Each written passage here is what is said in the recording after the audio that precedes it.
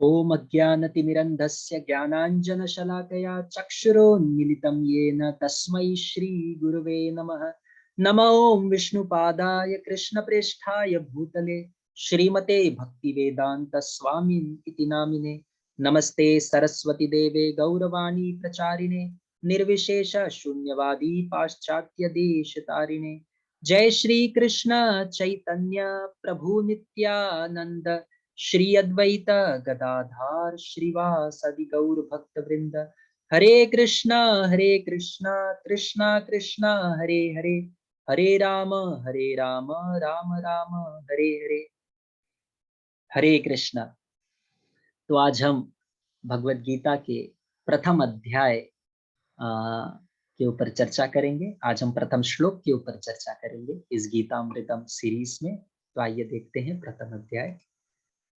तो प्रथम अध्याय का नाम है, प्रभुपाद जी देते हैं, श्रील प्रभुपाद जी, कुरुक्षेत्र के युद्ध स्थल में सैन्य निरीक्षण।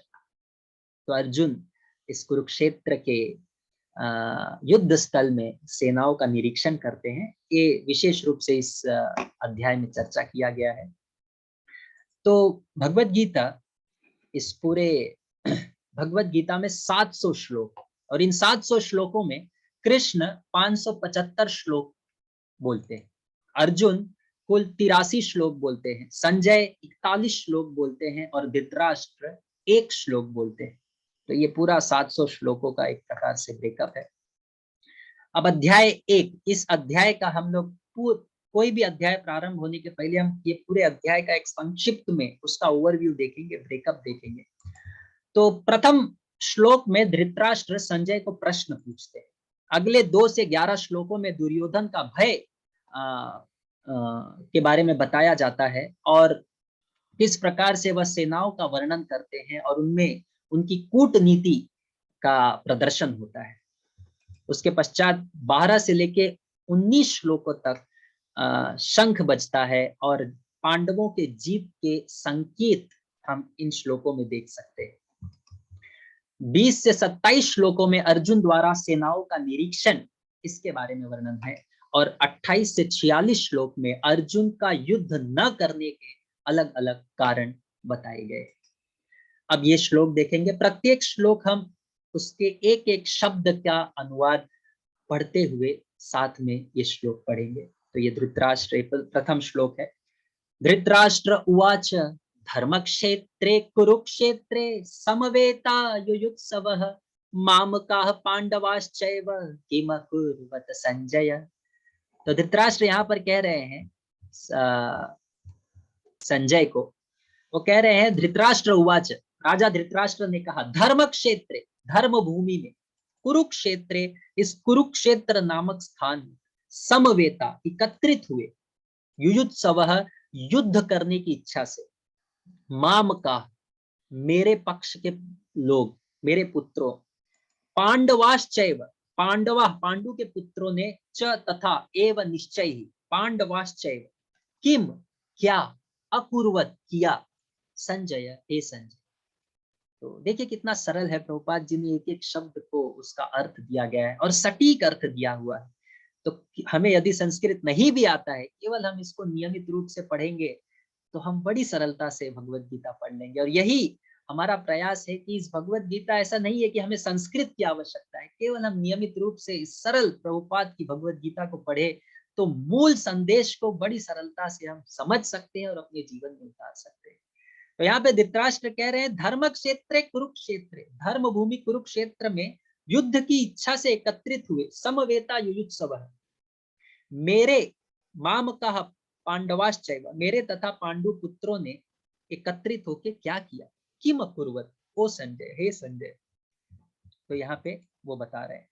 अब प्रभुपाद तात्पर्य में बड़ी सुंदरता से वर्णन कर रहे हैं कि पहले तो हमें भगवत गीता पढ़ना कैसा चाहिए। ये तीन चीजें बताते हैं। प्रथम, बड़ी सूक्ष्म रूप से पढ़ना चाहिए, बारीकी से पढ़ना चाहिए, एक एक वाक्य को पढ़ना चाहिए। दूसरा, भक्त की सहायता से पढ़ना चाहिए। तो हम प्रभुपाद की भगवत गीता पढ़ रहे हैं और साथ में पढ़ रहे हैं। और तीसरा, बिना किसी निजी व्यक्तिगत प्रेरित व्याख्या के द्वारा हमें इसे पढ़ना चाहिए। स्पष्ट जैसा है वैसा स्वीकार करना चाहिए। ये आध्यात्मिक जो ज्ञान है उसे बुद्धि के बल पे हम नहीं समझ सकते। नम्र होके कृपा की भावना से हम जब स्वीकार करेंगे तब इसे प्राप्त कर पाएंगे। तो ये बहुत महत्वपूर्ण है। गीता का विशिष्ट मानक क्या है? प्रभुपाद बता रहे हैं कि भगवत गीता में न केवल अन्य शास्त्रों की सारी बातें मिलेंगी, अपितु ऐसी बातें भी मिलेंगी जो अन्य शास्त्रों में नहीं। तो यानी कि भगवत गीता अपने आप में संपूर्ण है और किसी भी पुस्तक की आवश्यकता नहीं है। हमने कल इसमें देखा गीता महात्म्य में कि भगवत गीता अपने आप में संपूर्ण पुस्तक है और किसी पुस्तक की आवश्यकता नहीं है। ये भगवत गीता का एक विशेष स्पेसिफिक स्टैंडर्ड है, विशेष स्थान है। अब धृतराष्ट्र यहाँ पे पूछ रहे हैं, बड़ा उनका एक मनोभावना यहाँ पे प्रकट किया जा रहा है। वो कह रहे हैं धर्म क्षेत्र, वो संजय को पूछ रहे हैं धर्म क्षेत्र कुरुक्षेत्र। तो उनकी भावना प्रकट हो रही है धर्म क्षेत्र। वो क्यों कह रहे हैं धर्म क्षेत्र? यानी ये जो स्थान है कुरुक्षेत्र धर्म क्षेत्र, यहाँ पे वर्षों से धार्मिक कार्य किए जाते हैं। इसलिए ये जो स्थान है, इस स्थान पे मेरे पुत्र जो कि धार्मिक नहीं है, उनके जीतने की संभावना शायद उतनी नहीं। तो उनके मन में संशय है। और दूसरा, इस धर्म क्षेत्र में पांडव जो है वे सब बड़े धार्मिक हैं और इस धर्म की संस्थापना करने वाली कृष्ण उनके ओर से है। तो इसलिए उनके मन में संशय है और भय है कि ये जो भूमि है पांडवों की ओर से लाभदायी हो सकता है। और दूसरा भय ये है कि मेरे पुत्र इस वातावरण में कहीं उनका मन बदल ना जाए और वो पांडवों के साथ जाके समझौता ना कर बैठे। तो इतना क्रूर ये व्यक्ति है। देखिए, ये चाहता था कि युद्ध हो। ये भय, ये इसे भय लग रहा था कि कहीं मेरे पुत्र जाके समझौता ना कर बैठे। तो इतना ये क्रूर व्यक्ति था। इसी क्रूर बुद्धिहीन व्यक्ति के कारण ये पूरा महाभारत हुआ।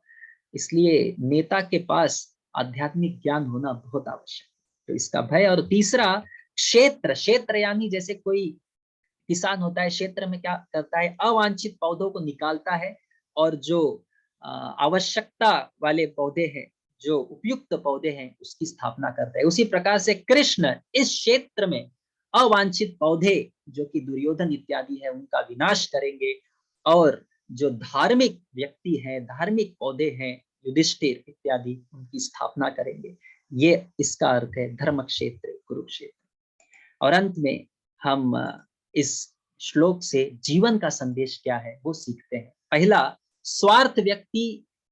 स्वार्थ जो होता है व्यक्ति को क्रूर, पक्षपाती और निर्दयी बना देता है। हम देखते हैं धृतराष्ट्र इतना क्रूर हो गया है, अपने पुत्रों के प्रति पक्षपाती हो गया है और निर्दयी हो गया है कि महाभारत का युद्ध चाहता है, इतने लोगों का विनाश चाहता है।